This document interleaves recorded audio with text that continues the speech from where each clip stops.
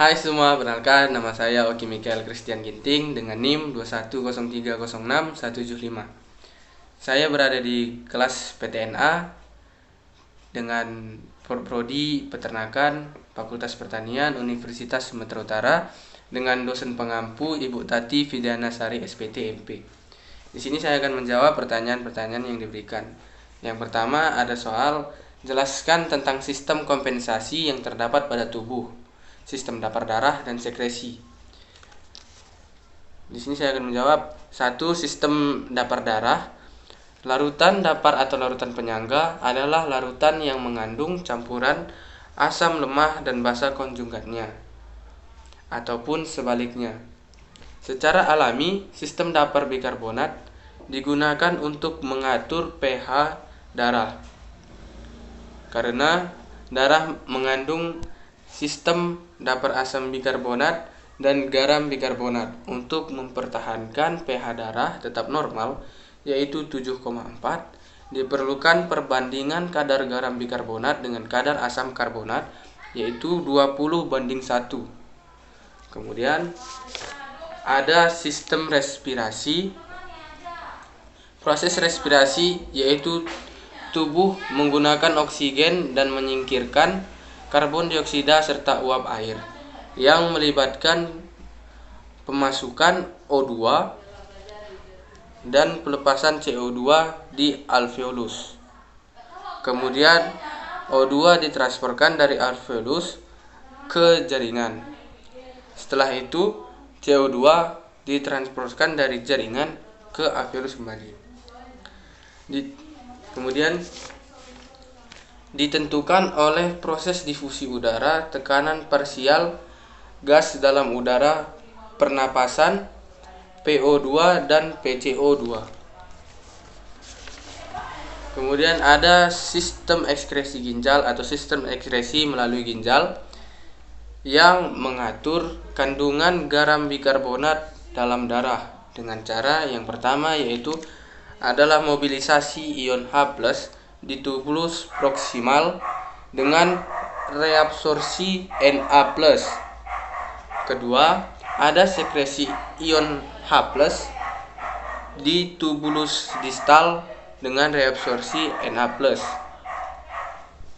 Yang kemudian adalah membentuk amonia atau NH4+ di tubulus distal, menggantikan Na+ yang terpakai. Yang kedua ada soalnya, yaitu jelaskan metabolisme air pada ternak. Di sini saya akan menjawab.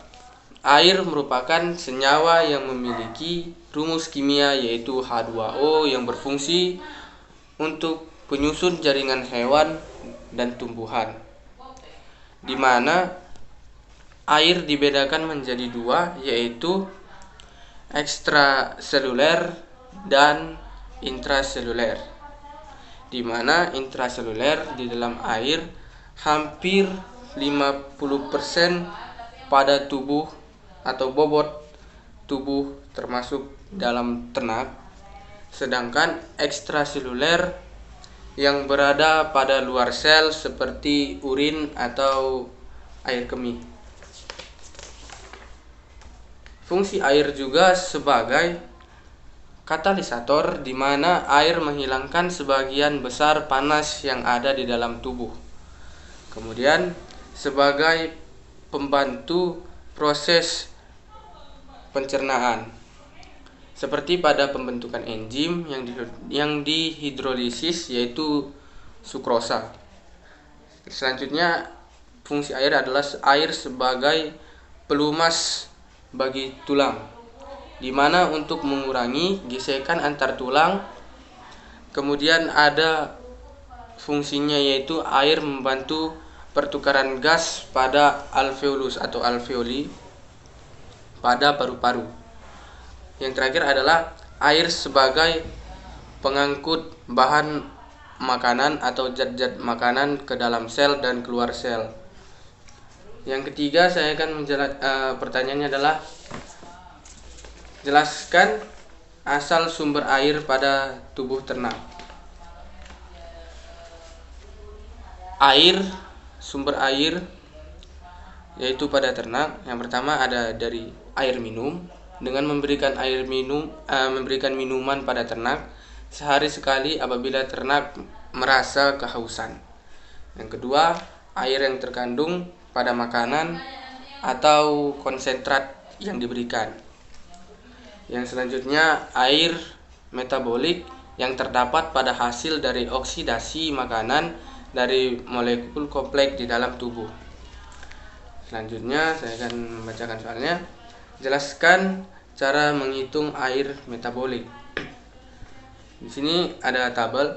Bila suatu ransum mengandung 10% protein, 20% lemak, dan 55% kilo jumlah air metabolik yang dihasilkan untuk setiap 100 kcal energi metabolik adalah pada tabel terdapat zat makanan, yaitu karbohidrat memiliki air metabolik hasil oksidasinya sebesar 60 gram.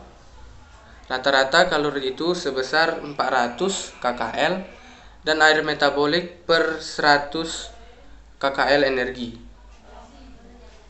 Metabolis yaitu sebesar 15. Selanjutnya ada protein. Yaitu besar air metabolismenya adalah 42 gram. Rata-rata kalorinya adalah 400 kcal dan air metabolik per 100 kcal energi yaitu sebesar 10,5. Dan terakhir ada lemak yang memiliki air metabolik hasil oksidasi yaitu sebesar 100 gram dan rata-rata kalorinya itu sebesar 900 kcal serta air metabolik per 100 kcal energi metabolik yaitu sebesar 11,1. Cara penghitungannya yaitu jika 10% protein, jadinya 10 gram protein itu dikali